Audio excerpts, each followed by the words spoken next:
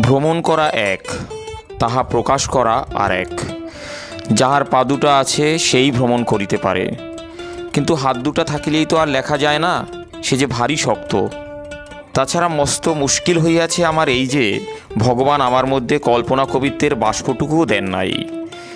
এই যে পোড়া চোখ দিয়া আমি যা কিছু দেখি ঠিক তাহাই দেখি, গাছকে ঠিক গাছেই দেখি, পাহাড় পর্বতকে পাহাড় পর্বতেই দেখি। জলের দিকে চাহিয়া জলকে জল ছাড়ার কিছুই মনে হয় না। আকাশে মেঘের পানে চোখ তুলিয়া রাখিয়া ঘাড়ে ব্যথা করিয়া ফেলিয়াছি, কিন্তু যে মেঘ সেই মেঘ। কাহারও নিবিড় এলোকেশের রাশি চুলোয় যাক, একগাছি চুলের সন্ধানও কোনো দিন তাহার মধ্যে খুঁজিয়া পাই নাই। চাঁদের পানে চাহিয়া চাহিয়া চোখ ঠিকরাইয়া গিয়াছে, কিন্তু কাহারও মুখটুকু তো কখনো নজরে পড়ে নাই। এমন করিয়া ভগবান যাহাকে বিড়ম্বিত করিয়াছেন তাহার দ্বারা কবিত্ব সৃষ্টি করা তো আর চলে না, চলে শুধু সত্য কথা সোজা করিয়া বলা। অতএব আমি তাহাই করিব। পাঠ করলাম অমর কথাশিল্পী শরৎচন্দ্র চট্টোপাধ্যায়ের শ্রীকান্ত উপন্যাসের প্রথম খণ্ড থেকে। আজ আমরা যাচ্ছি বাংলা সাহিত্যের সেই অমর কথাশিল্পী শরৎচন্দ্র চট্টোপাধ্যায়ের বাড়ি। আমরা যশোর রোডে উঠলাম, গাইঘাটা থানা ক্রস করে।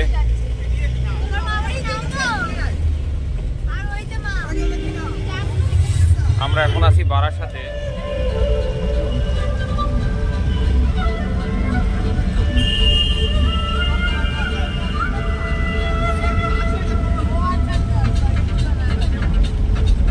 শেঠপুকুর ক্রস করলো।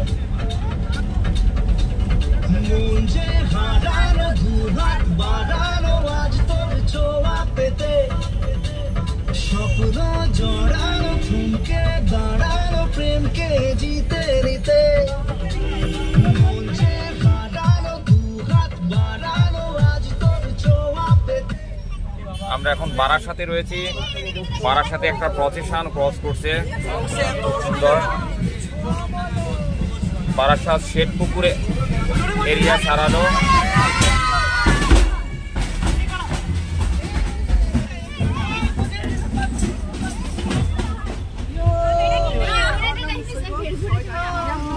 অঞ্জলি জুয়েলার্স ক্রস করছে বারাসাত।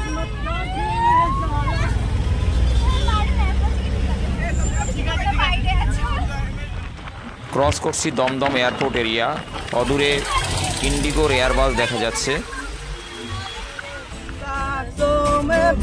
যাত্রাপথে গিটারে গান গেয়ে সবাইকে আনন্দ দিচ্ছে প্রিয় ছাত্র সৈকত হীরা।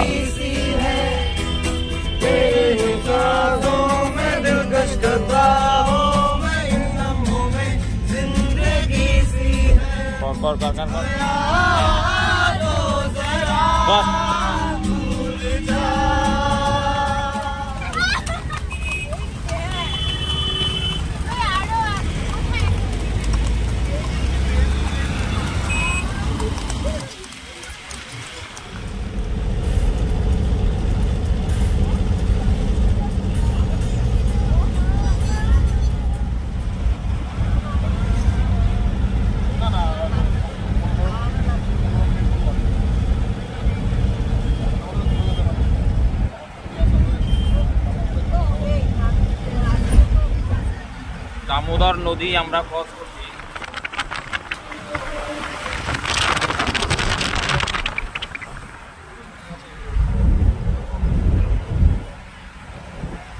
দামোদর নদী ক্রস করলাম এইমাত্র।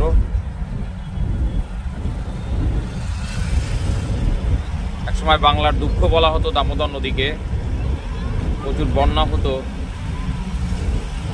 ডিভিসি তৈরি হওয়ার পরে সেই বন্যা এখন আর হয় না। আসলে এটাকে দামোদর নদী না, দামোদর নদ বলা হয়।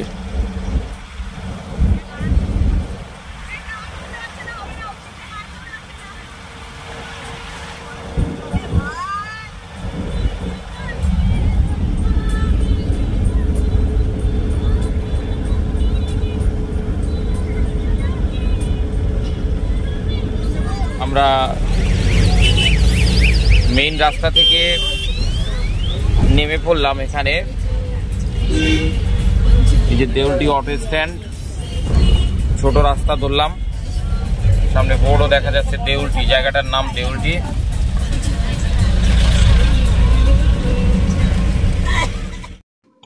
এই সেই পথ।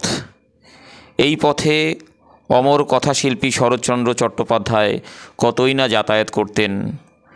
যাত্রাপথে তার মনের ক্যানভাসে ফুটে উঠত কত রঙের ছবি, কত রং, সমস্ত রং মিলেমিশে একাকার হয়ে ঠাঁই পেত তার উপন্যাসের প্রতি পাতায় পাতায়। এই পথ, এই পরিবেশেই তো জন্ম দিয়েছিল বিপ্রদাস, রামের সুমতি, মহেশ, শ্রীকান্ত ও আরও অনেক কালজয়ী সৃষ্টিকে। ফলশ্রুতিতে বাংলা সাহিত্য হলো সমৃদ্ধ, স্রষ্টা পেলেন গৌরবময় উপাধি অমর কথাশিল্পী। তিনিই আমাদের অমর কথাশিল্পী শরৎচন্দ্র চট্টোপাধ্যায়। আমাদের এখানে আসতে অনেকটা দেরি হয়ে গেছে। কেয়ারটেকার থাকেন, তার গাইডে থাকে এই বাড়ি।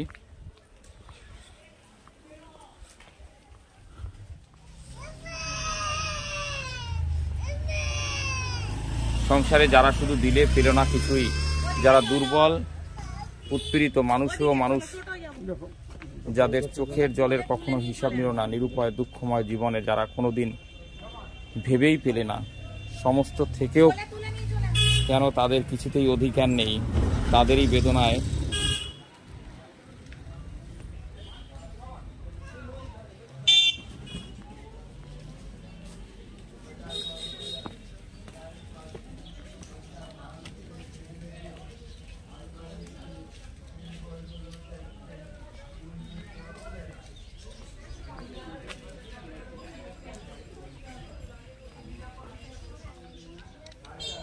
হয়েছে স্যার।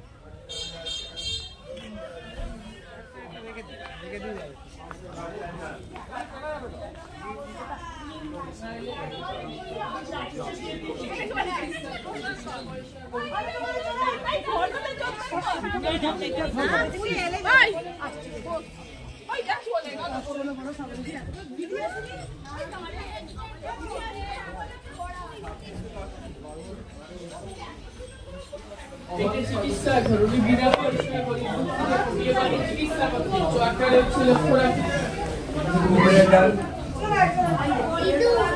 আচ্ছা, এই কক্ষে সেই সমস্ত কিছু রয়েছে। হ্যাঁ, আপনি যাই বলে দিচ্ছেন, এইটা চিকিৎসা ঘর। চিকিৎসা ঘর, বিনা পয়সা গরিব দুঃখীদের হোমিওপ্যাথি চিকিৎসা করতে চোয়াটা রয়েছে লক্ষ্যরা। হাওড়া জেলা কংগ্রেসের প্রেসিডেন্ট ছিলেন, তখন জাতীয় কংগ্রেসের সিম্বল দিয়ে চোয়াটা। আরেকবার একটু বলুন। এটা হচ্ছে চিকিৎসা ঘর, উনি বিনা পয়সায় গরিব দুঃখীদের হোমিওপ্যাথি চিকিৎসা করতেন। আর এই যে খাঁচা রয়েছে, এই খাঁচাতে উনি ময়ূর পুষতেন। এখন ময়ূর ডাকা নিষেধ, তাই ময়ূর ডাকা হয় না এই খাঁচাতে। ওখানে ঠাকুর রয়েছে, রাধাকৃষ্ণ ঠাকুর শ্বেত পাথরের মূর্তি। চিত্তরঞ্জন দাস যখন দেশের উদ্দেশ্যে অ্যারেস্ট হয়ে গেছিল, ওনাকে দিয়ে গেছিলেন, সেই ঠাকুরটা আজও নিত্য পুজো হয়। চিত্তরঞ্জন দাসের বাড়ির ঠাকুর ওটা, রাধাকৃষ্ণ ঠাকুর শ্বেত পাথরের মূর্তি ওটা।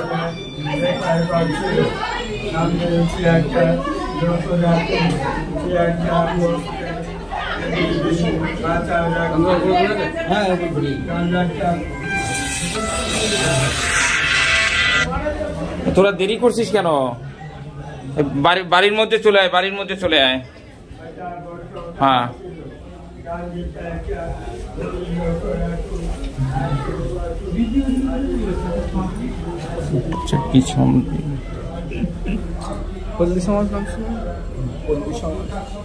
এখানে দেখা যাচ্ছে পুরানো ধানের গোলা। এটা তার বাড়ির ব্যাক সাইড। এখান থেকে সিঁড়ি বেয়ে উপরে উঠে তার বাড়ির পুরো কক্ষগুলো দেখা যায়।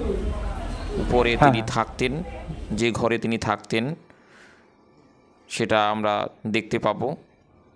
আর উপর থেকেই দেখা যাবে তার সমাধি। নদীর দিকে, রূপনারায়ণ নদীর দিকে তাকে সমাধিস্থ করা হয়েছে। সেই সমাধি উপর থেকে দেখা যাবে। পাশেই সেই পাহাড়ি বাঁশ গাছ রয়েছে। তো রূপনারায়ণের দিকটায় রয়েছে তার সমাধি, আমরা সবাই দেখতে পাবো। বাড়ির উপর থেকে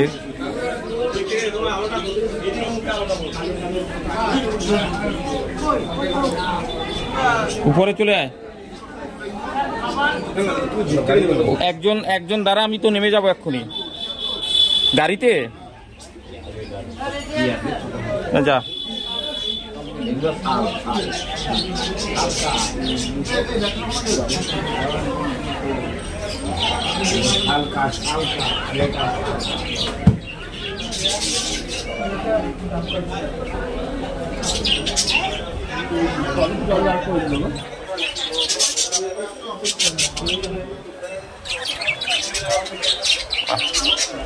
এখান থেকে রূপনারায়ণ নদীটা দেখা যাচ্ছে।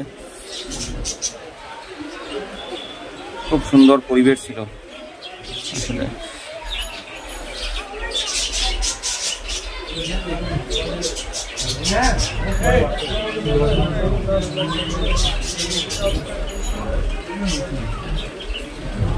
রূপনারায়ণ নদী এবং তার কাছেই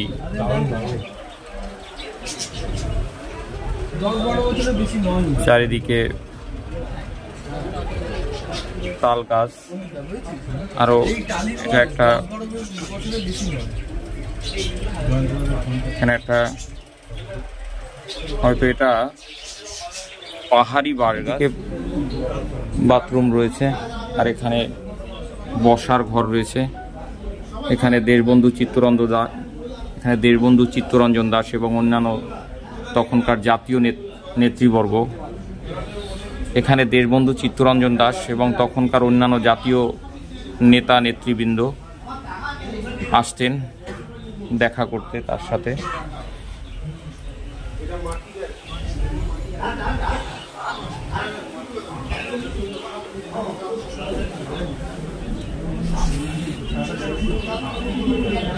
এই ঘরটায় থাকতেন।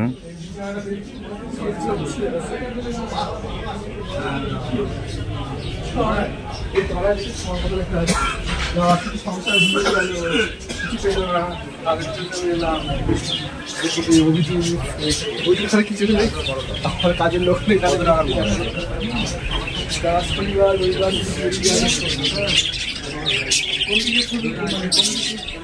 এদিকে ভালো হবে, এদিকে দেখা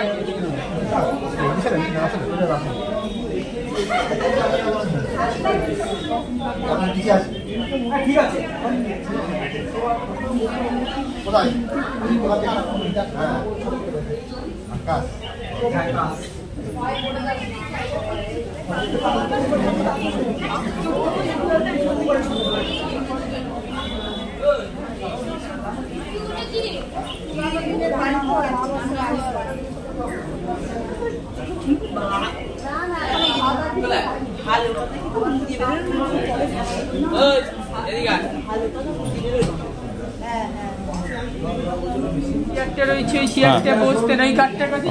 আচ্ছা আচ্ছা, ওইটা লিখতে লেখা ঘরটা লক্ষ্য রাখুন। ওই যে চেয়ারটা রয়েছে, চেয়ারটা বসতে রয়েছে, ঢুকেছি সোজা জানাটা খুলে তখন বাদশার পাঁচিলটা ছিল, সেই চেয়ার, এই চেয়ারে বসতেন। আর এই যে চেয়ার রয়েছে তার ব্যবহৃত লাঠি রয়েছে, লাঠির ঠিক পাশে জুতো রয়েছে। ওই জুতো রেখেছে।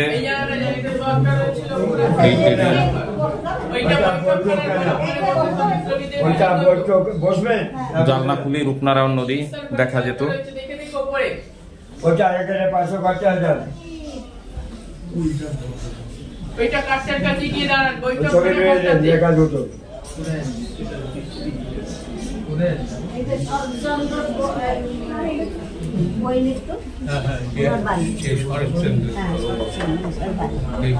মামা এখনো বুঝতে পারলো না কোথায় এসছি।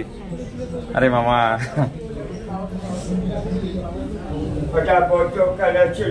এখানে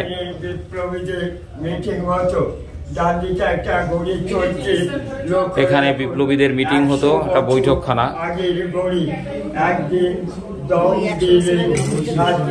100 বছর আগের ঘড়ি, 100 বছর আগের ঘড়ি।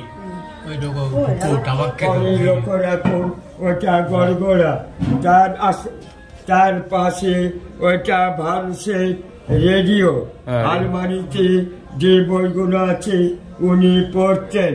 আর এই সাদা ছবিটার পাশে যে বাঁধানো ছবি, শরৎচন্দ্রের নাতি নাথ বইয়ের ছবি। আর আয়নাটা দেখছেন, ওটা সেই সময় বেলজিয়াম কাঁচের আয়না। আচ্ছা, কালার ছবিটা ও তো নাতি নাতবের ছবি বললাম। শরৎচন্দ্রের নাতি নাতবউয়ের আর ছবি। এটা সোফা, উনি বসতেন এখানে, এই সোফায় বসতেন।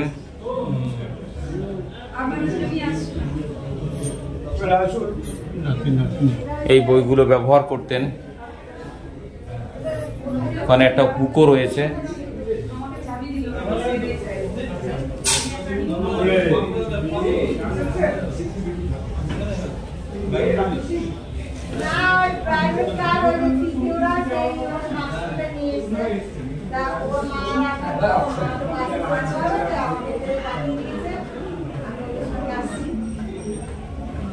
প্যাসেজ রয়েছে।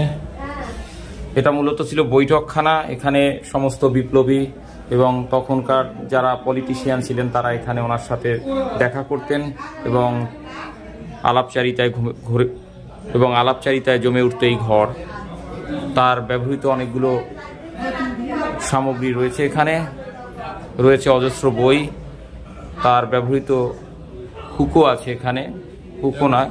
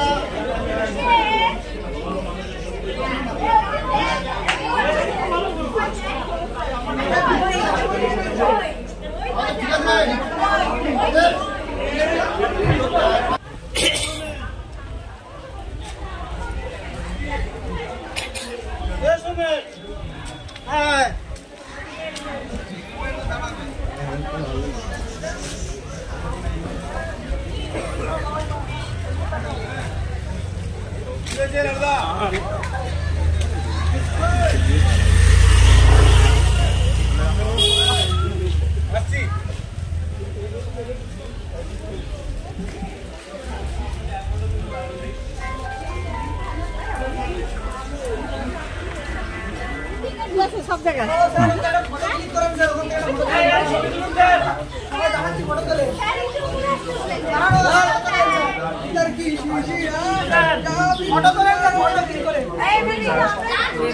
আমি সুমতি গল্পের পেয়ারাঘাট। আর সামনের পুকুরে ছিল কার্তিক গণেশ দুটো মাছ, রুই আর কাতলা উনি নাচেতে সোনার নোলক পরিয়ে রেখেছিলেন। এটাই হচ্ছে রামের সুমতি গল্পের পেয়ারাঘাট। উনি যখন দুপুরে খাবার দিতেন, কার্তিককে ডাকলে কার্তিক আসতো, গণেশকে ডাকলে গণেশ আসতো।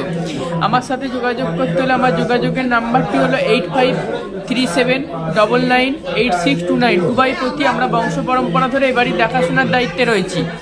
আর এই যে খাঁচা রয়েছে, খাঁচাতে উনি ময়ূর পুষতেন। এখন ময়ূর ডাকা নিষেধ, তাই ময়ূর ডাকা হয় না এই খাঁচাতে।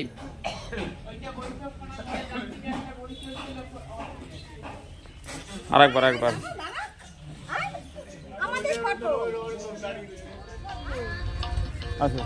আমরা তার বাড়ির সামনের পথ ধরে রূপনারায়ণ নদীর পাড়ে চলে আসলাম। এই সেই বিখ্যাত রূপনারায়ণ নদী, যাকে ঘিরে তার অসংখ্য লেখা তৈরি হয়েছে। চলে আসলাম নদীর পাড়ে। Picnic spot. আসুন।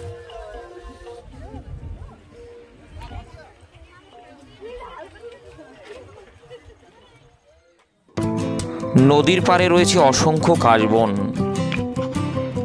ঋতুর রানী শরতে এই নদীর কূলে, এই রূপনারায়ণ নদীর কূলে যে নিসর্গ সৌন্দর্যের অপূর্ব পসরা নিয়ে তিনি ধরা দেন, সে কথা বলাই বাহুল্য। একরাশ মুগ্ধতা নিয়ে শুধু দুচোখ ভরে দেখে যাওয়া। কখন যে সময়টা গড়িয়ে গেল আমরা কেউই টের পেলাম না। নদীর বক্ষে নিস্তরঙ্গ শীতের শান্ত সমাহিত চিত্র।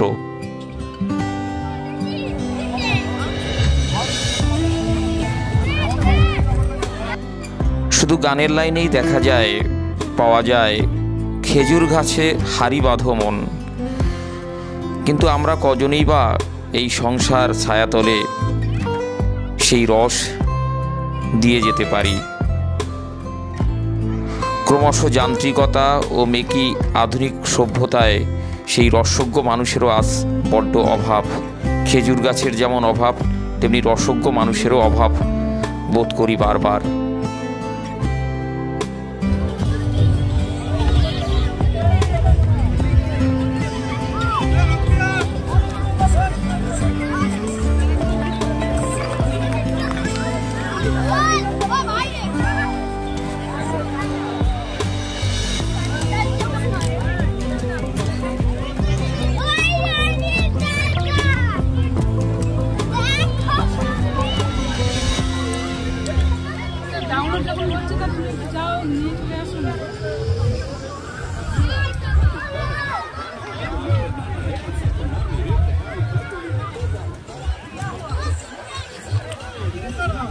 আচ্ছা, এটা কোন মাস পর্যন্ত চলবে? আমাদের মেলা শেষ পর্যন্ত। মেলা মানে আপনার এই শরৎ মেলা? হ্যাঁ, শরৎ মেলা। ওটা কি ডিসেম্বর তো 25শে জানুয়ারি থেকে, হ্যাঁ 22শে জানুয়ারি স্টার্ট। হ্যাঁ, ওই 30 তারিখ পর্যন্ত আমরা থাকি। এখন রস কেমন হয় এই শীতে? ভালো হয়। এই এই অঞ্চলে খেজুর গাছ রয়েছে অনেক, রয়েছে না? আচ্ছা, শরৎ মেলাটা কোন জায়গায় হয়? ওই রোডের গায়ে। রোডের গায়ে হয়, স্কুল ধারে হয়। আচ্ছা, তাহলে তো পাটালিও কিনতে পাওয়া যায় এখানে। এটা কোন জায়গায় পাবো? ওই তো রাস্তার ধারে, ওই যে খেজুর পাতার ফুলে দেখতে পাবে সামনে গেলে। হ্যাঁ হ্যাঁ হ্যাঁ, ওইখানে। আচ্ছা আচ্ছা, ঠিক আছে। আপনার নাম? আমার নাম শেখ দুর্লভ। আচ্ছা, আপনি কত বছর ধরে কাটেন? বাড়ি আমার নন্দীগ্রাম। নন্দীগ্রাম। এই কত বছর ধরে কাটেন গাছ? আমি প্রায় ধরো 45 বছর কাটছি। 45 বছর কাটছেন। একদিনে কতগুলো গাছ কেটেছেন? প্রত্যেকদিন 60টা করে গাছ কাটা। হ্যাঁ, প্রত্যেকদিন 60টা। 7 কাঠ? 60? ওর বাবা, তো অনেক গাছ এখানে। আচ্ছা, তো পাটালি পাওয়া যাবে? আচ্ছা, ঠিক আছে, খেজুর গুড় পাওয়া যাবে। Little happy. একদম মুখের সামনে নিয়ে যাবে।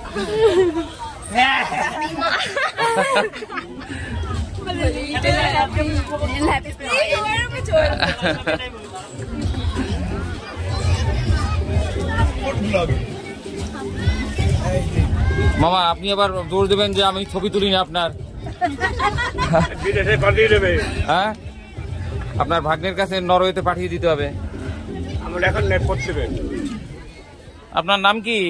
শৈলেশ বন্দ্যোপাধ্যায়। হ্যাঁ, শৈলেশ বন্দ্যোপাধ্যায়। শৈলেশ।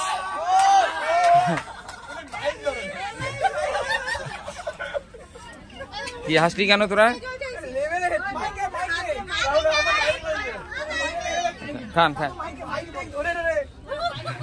ভ্রমণের পাশাপাশি আমরা পিকনিকেরও আস্বাদ নিয়েছিলাম। মিলেমিশে সবাই একসাথে খেতে বসায়।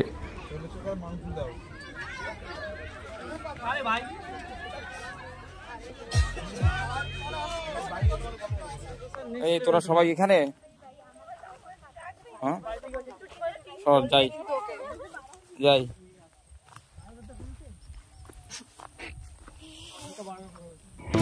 এই রূপনারায়ণ কুলের বিস্তীর্ণ মাঠ, আবাদি কৃষিভূমি, দুচোখ জুড়ানো নিসর্গ নান্দনিক দৃশ্য। প্রকৃতির এই ভূমিগর্ভ থেকে জন্ম নিয়েছিল কালজয়ী শরৎ সাহিত্য, যা এই নদীর মতোই বাংলা সাহিত্যকে বিস্তৃত করে দিয়েছে। কথা হয়েছিল এই জনপদের প্রান্তিক মানুষের সাথে।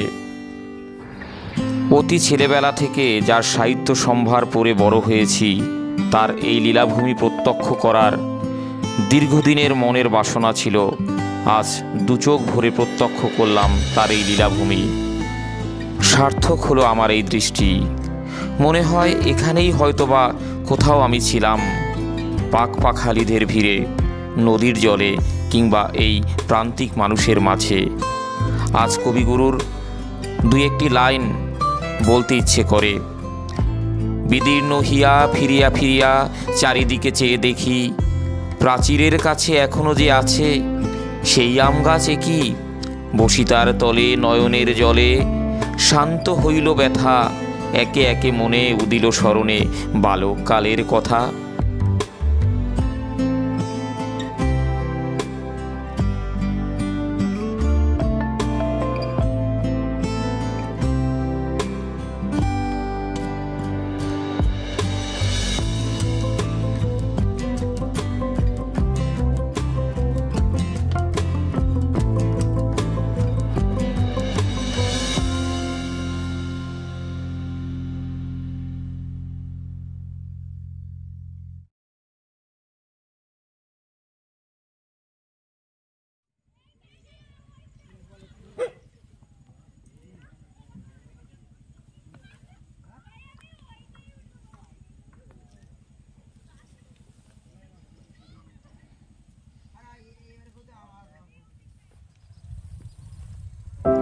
সন্ধ্যা নেমে আসে, এবার আমাদের বাড়ির পথে ফেরার পালা। মনে মনে এই আশ্বাস রেখে আমরা ফিরে আসলাম, আবার আসিব ফিরে এই রূপনারায়ণের তীরে কোনো একদিন। ফেরার পথে ব্রিজ থেকে দক্ষিণেশ্বরের মাকে নমস্কার করলাম। ভিডিওটি সম্পূর্ণ দেখার জন্য সবাইকে আন্তরিক ধন্যবাদ জানাচ্ছি।